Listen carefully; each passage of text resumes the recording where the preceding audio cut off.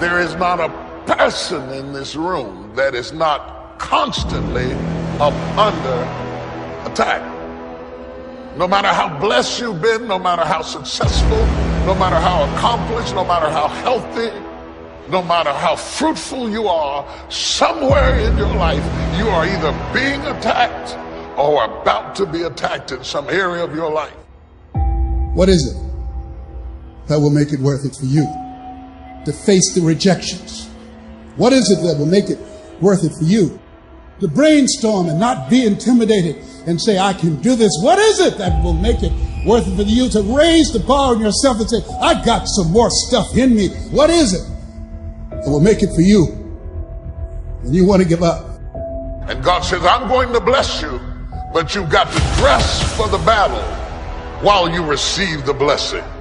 With every blessing, there is a battle.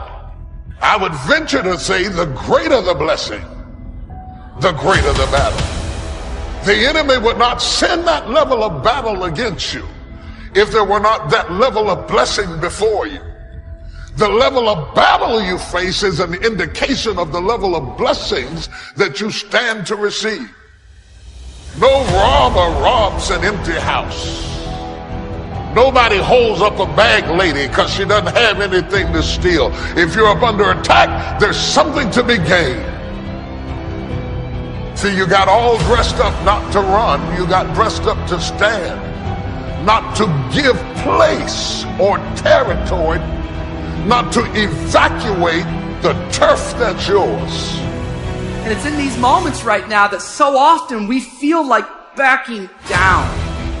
Life ain't gonna be easy. Ain't nobody gonna hand you nothing. You still gotta go to work. You still gotta compete against everybody in your industry. Life's still gonna happen while you trying to blow up.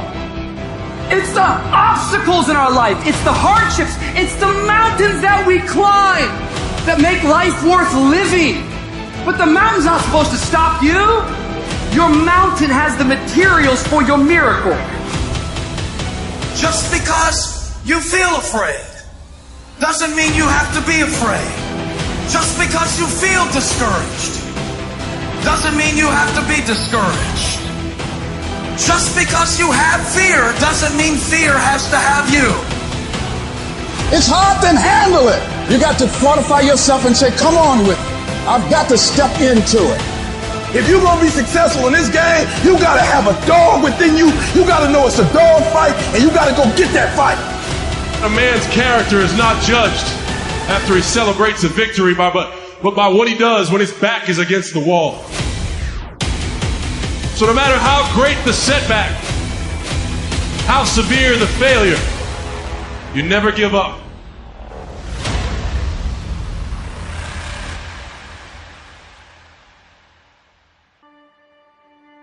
Grab and seize this opportunity like you've never seized anything in your life before to make something remarkable of it. Take advantage. Don't be lazy, especially in the spring. Don't be distracted, especially in the spring. You've got to take advantage of every spring that comes because there's only a handful.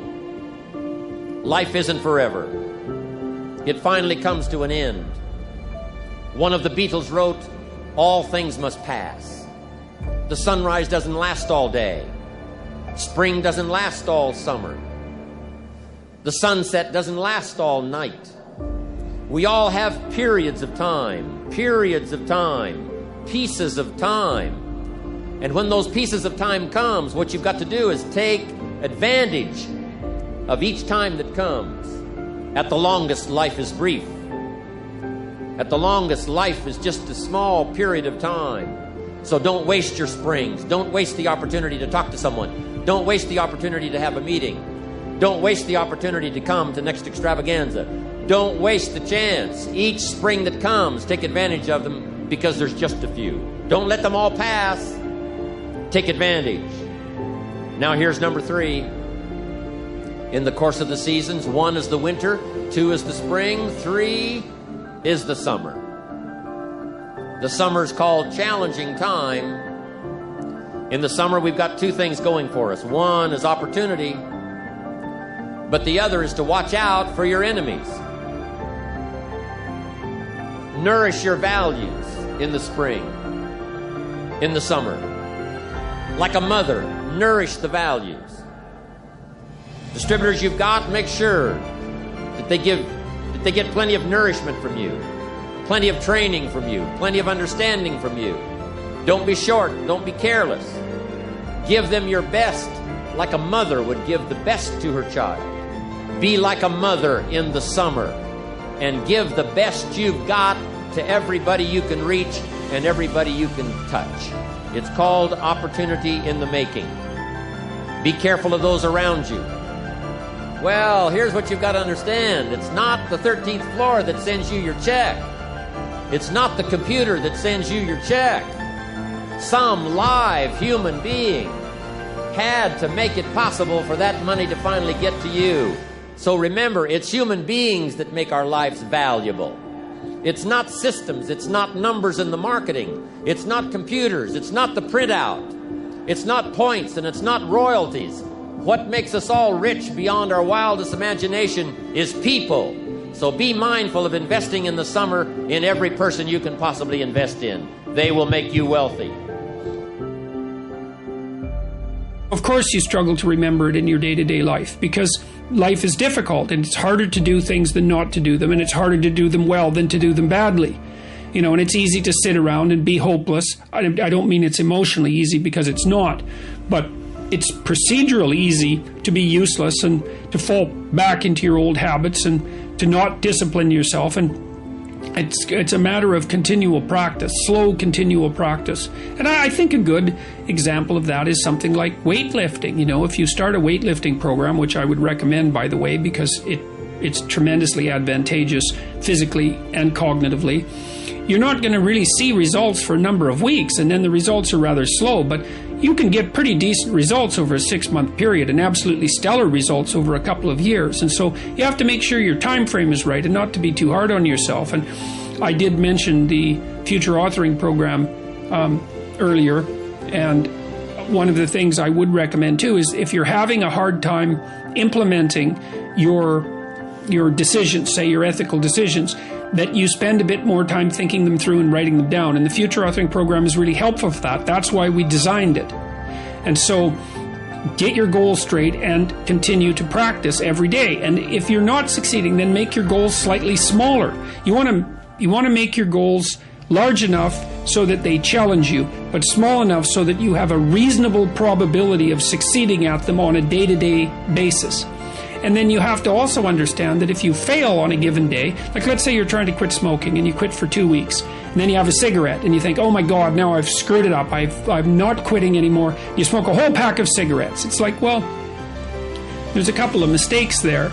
And one is, well, just because you had a cigarette doesn't mean you failed. It just means that you had a cigarette. You can start stopping again the next day. And the fact that you had one cigarette in the last 2 weeks is a hell of a lot better than the 2 weeks that you had before that. And so you've got to be realistically humble. You've got to be ambitious enough in your goals so that you're pursuing something that you regard as truly meaningful and worthwhile. You know, and maybe you can judge that to some degree if you think about someone you love attempting the same thing and think about how you would feel if they managed it. And if you would feel good, then that's probably a good what would you say? That would be a good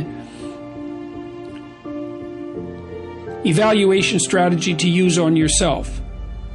So you want your goals to be of sufficient nobility so that you can live with yourself properly if you're pursuing them, but you want them to be small enough so that you have a reasonable probability of implementing them. If you're having a discussion with someone and they're talking about things that don't have those characteristics, right, that they haven't made personal, then the conversation is almost never interesting. It's because the person they really are an empty shell through which ideology, cliches and slogans are pouring. There's nothing about that that's compelling because you don't see the grappling. You don't see that the other person has grappled with the ideas and come to their own unique conclusions. And it really is in that mingling of the abstract and the particular that compelling wisdom is to be found. And so that's and then concretely speaking, Well, there's ways of earning your knowledge, and part of that is reformulating it in your own words. That's thinking it through, right? And discussing it until you have it at hand. You can talk about it and you can generalize from it because you truly understand it. But a huge part of that is also putting it into practice and deriving your own conclusions as a consequence. And some of that can be done with debate. It's like, here's an idea I came across, and here's the idea, and here's what I think it means. And this is how I think it would change things if I put it into practice. This is how I understand this idea. And what do you think of that? Like, that's a good debate or discussion, you know? Because then the other person can say, well, I don't really agree with the way you formulated that, or I don't agree with your conclusions. And hopefully it's a real discussion and not just one-upmanship, you know, because that's a pretty dull game.